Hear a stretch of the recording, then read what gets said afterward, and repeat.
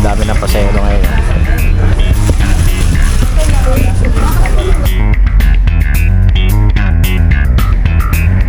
So yung binayaran namin sa Batangas, itong RS3, bayad dito ng sasakyan, terminal fee ng sasakyan.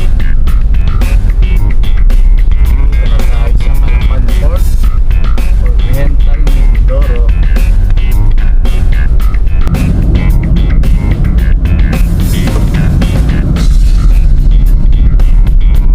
Dito na po tayo sa bayan na Pinagalayan.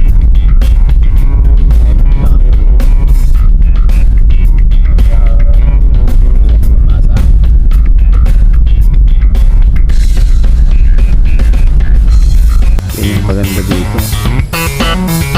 Bukid ang aming harapan.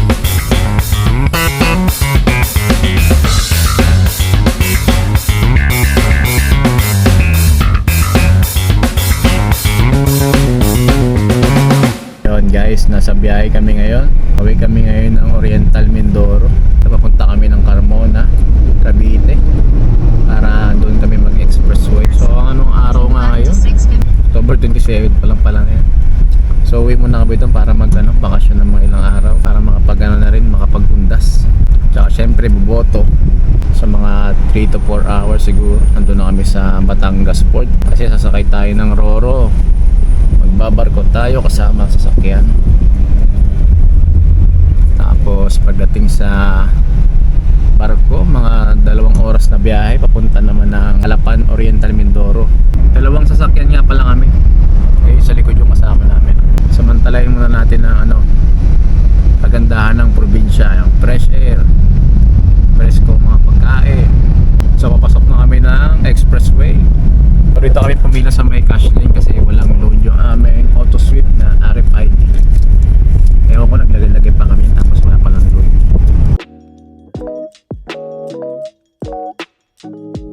Yun guys, kanina nasa may tayo, Carmona, Cavite. Ngayon nandito na kami sa may Cabuyao, Laguna. Expressway pa rin tayo. Mga 3 oras lang nandun na kami sa Batangas Port.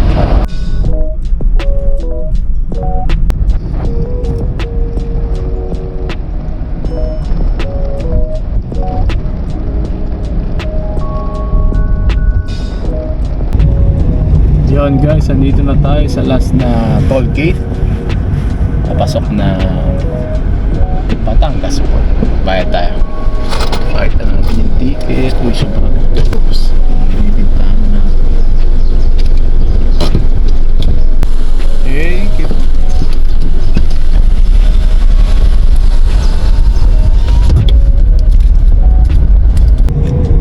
Welcome to So guys, nandito na tayo sa barko. So Montenegro po yung nasakyan namin na barko. So akit tayo sa taas. Dito na pa kami sa loob. Ayan eh. So guys, dami ng pasahero ngayon.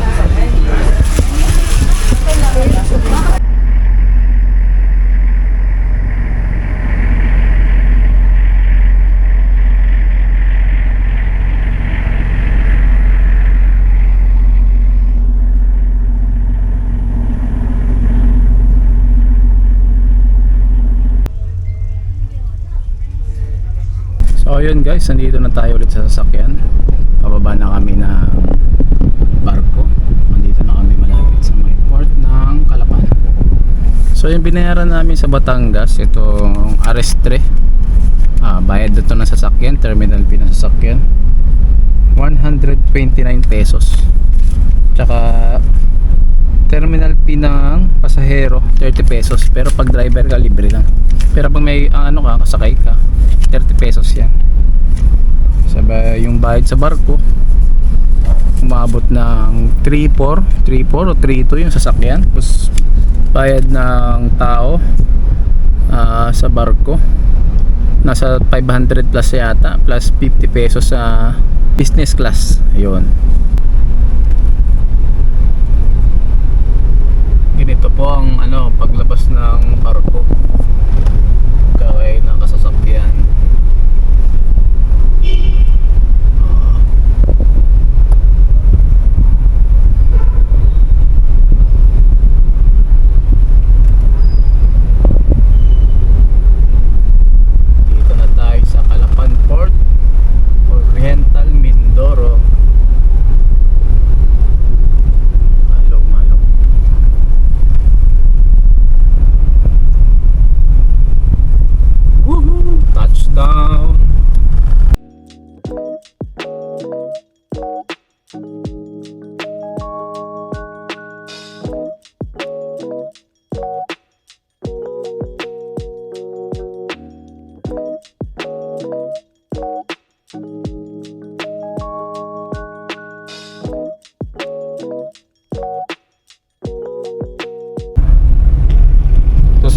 dito hanggang sa Pinamalayan, simula dito sa Calapan hanggang sa Pinamalayan, ang biyahe po namin ay mga 2 hours siguro, kung medyo mabilis-bilis ang takbo.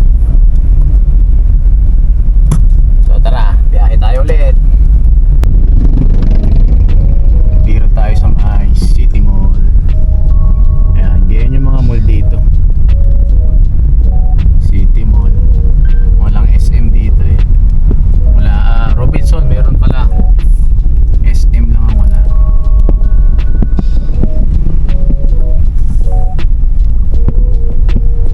Matraffic dito sa loob ng bayan. Maraming tricycle. Maaga pa.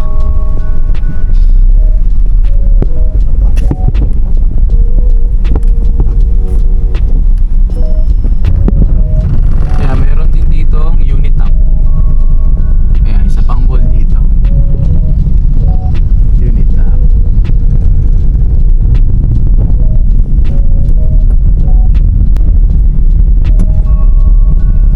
Kaya ito na pala yung ano, di pala Robinson ano? Centro Mall. Tama ba ako? Oo, tama. Centro Mall. Ayan. Ang daming ilaw. Ayan. Centro Mall, Calapan City. Ayan guys, palabas na tayo ng pinakang highway. So ito yung daanan kung galing ka dito sa Calapan papunta ng Pinamalayan.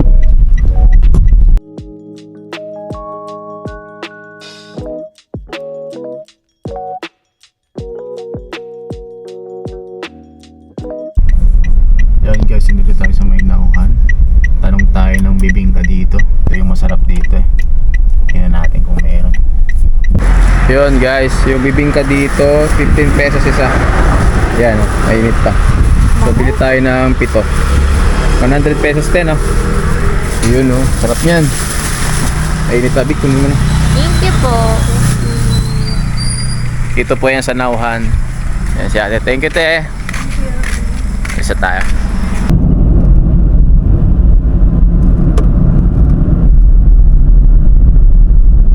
Dito na po tayo sa bayan na Pinamalayan. Ayan yung pinaka-arko. Ayan, hindi na masyado mabasa.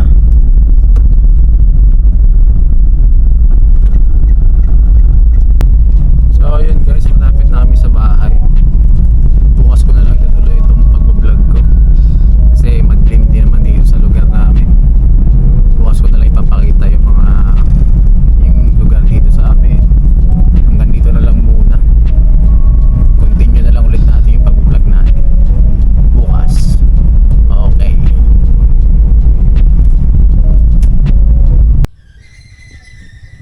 Yon guys, good morning sa inyong lahat.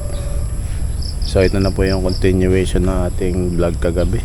Nandito na kami sa bahay, dito sa Mindoro. So papakita ko sa inyo yung kapaligiran namin dito.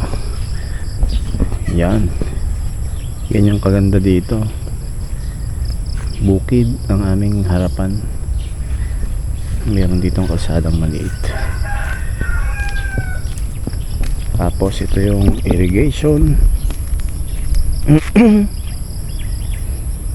Yan, dumadaan yung tubig na yan papunta dyan sa palayan para magkaroon ng tubig yung mga palay. So magdo-drone din ako para ipakita ko sa inyo yung ano, itong lugar namin dito.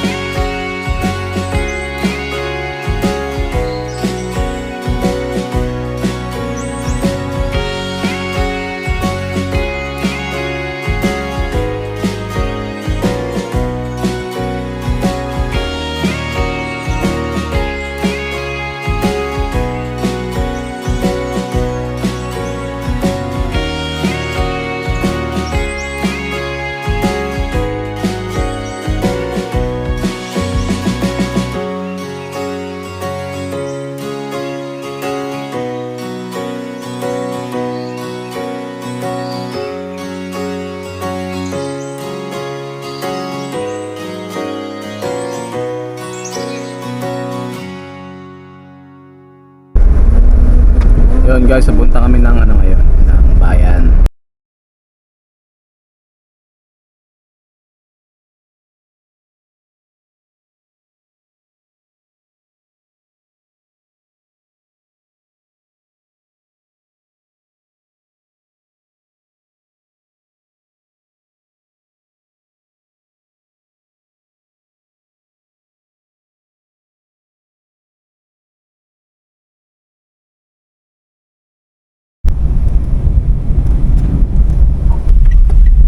Tayo sa may Malbar. Meron ditong bilihan ng ice cream kay Boss Danny na ice cream. Bili muna tayo ng ice cream rin. Ay, Mang Larry pala. Mang Larry ice cream. Yes, sir. Ice cream.